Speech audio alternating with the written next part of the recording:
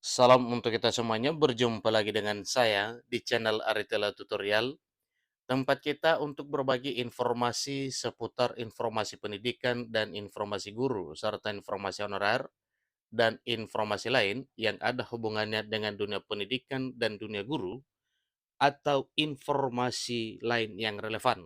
Ini terutama informasi mengenai honorer, Bapak Ibu. Pada pertemuan ini, saya menyapa seluruh Bapak Ibu honorer Sanair yang selalu setia melaksanakan tugas tanpa mengenal lelah dalam melaksanakan kegiatan pelayanan publik di instansi pemerintah pusat, demikian dengan instansi pemerintah daerah. Saya yakin bahwa Bapak Ibu honorer selalu semangat dan selalu dalam keadaan sehat walafiat. Pada pertemuan kali ini ada hal penting yang perlu saya sarankan kepada seluruh Bapak Ibu honorer, sebagaimana harapan Bapak Ibu honorer non-ASN. Ini terutama para honorer kategori 2 dan honorer non-kategori yang sudah memiliki masa kerja lama di instansi pemerintah pusat demikian dengan instansi pemerintah daerah terkait dengan sahnya Undang-Undang Aparatur Sipil Negara per 3 Oktober 2023 beberapa hari yang lalu. Nah, di sini sampaikan bahwa Undang-Undang Aparatur Sipil Negara jamin seluruh tenaga honorer bebas dari pemecatan. Ketua Dewan Perwakilan Rakyat Republik Indonesia bocorkan siapa yang jadi prioritas. Nah, Bapak Ibu, terkait dengan apa yang disampaikan oleh Ketua DPR RI yang ada hubungannya dengan Undang-Undang ASN yang baru dan honorer yang diprioritaskan menjadi aparatur sipil negara, Bapak Ibu, mari kita simak bersama informasi ini dan jangan lupa dukung channel ini dengan cara like dan subscribe, share, dan komen, serta nyalakan tombol notifikasinya supaya semua informasi yang disalurkan melalui channel ini selalu update di layar Bapak Ibu. Tanpa basa-basi lagi langsung pada informasinya.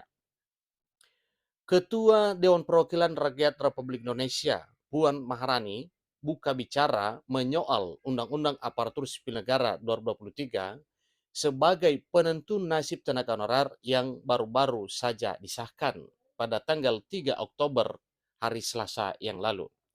Nah, Bapak Ibu, terkait dengan hal ini memang sebagaimana informasi yang disampaikan sebelumnya bahwa dengan sahnya revisi Undang-Undang ASN, perubahan atas Undang-Undang Nomor 5 Tahun 2014 menjadi Undang-Undang Aparatur Sipil Negara mulai tahun 2023 ini, maka itu adalah hal yang sangat menentukan nasib honorer ke depan. Diangkat atau tidak, diangkat menjadi P3K ataupun PNS, itu semuanya telah diatur dalam Undang-Undang Aparatur Sipil Negara yang baru. Itulah yang disampaikan oleh Ketua Umum DPR RI Puan Maharani.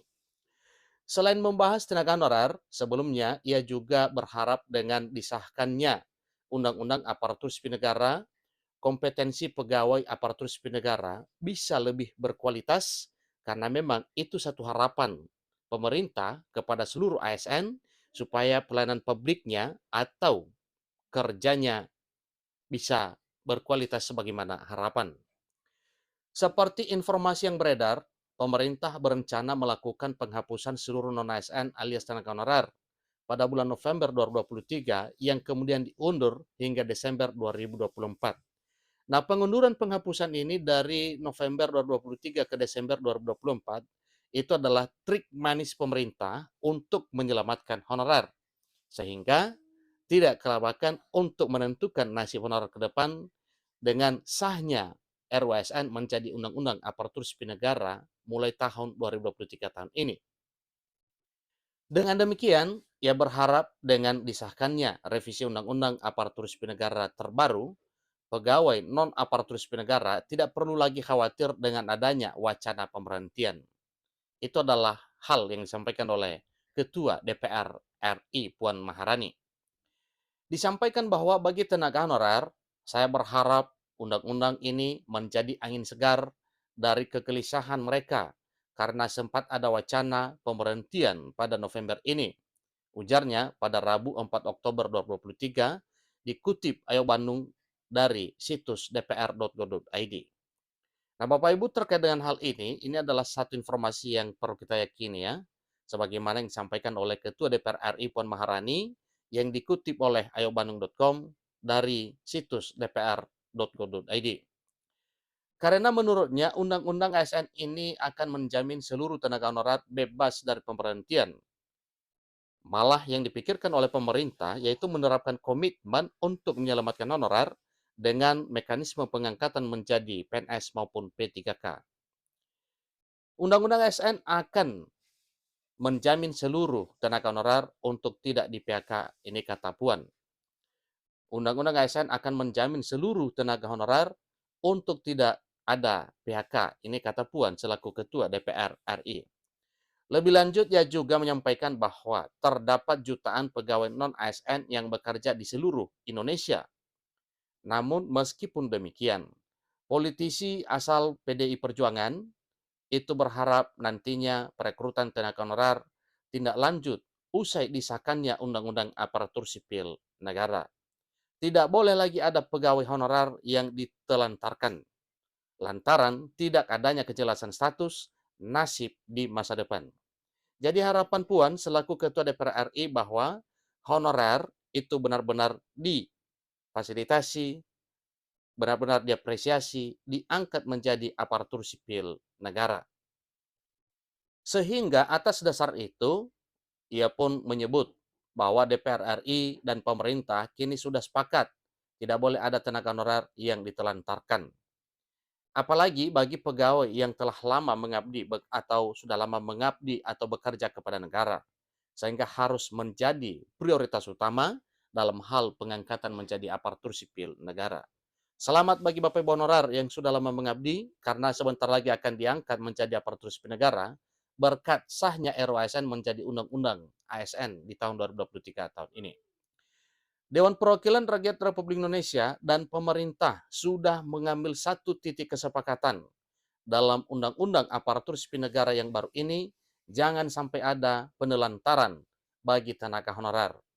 Apalagi yang telah bertahun-tahun mengabdi, justru mereka ini yang diprioritaskan pungkasnya.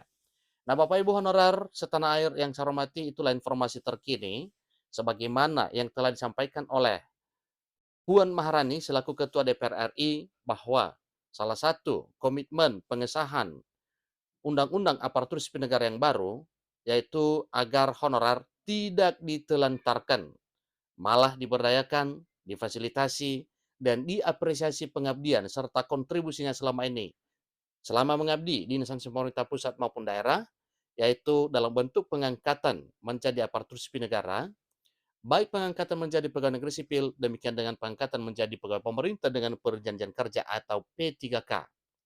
Nah, Bapak Ibu, dengan demikian, maka Bapak Ibu honorer bersabar, karena mungkin dalam waktu yang tidak terlalu lama lagi, kabar berita terkait dengan pengangkatan Bapak Ibu honorer menjadi ASN tanpa tes itu akan dipublis oleh pemerintah.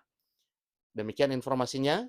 Semoga apa yang telah dituangkan dalam Undang-Undang ASN mengenai nasib honorer bisa terwujud mulai tahun 2023 tahun ini. Semoga bermanfaat. Sampai ketemu pada informasi berikutnya. Terima kasih.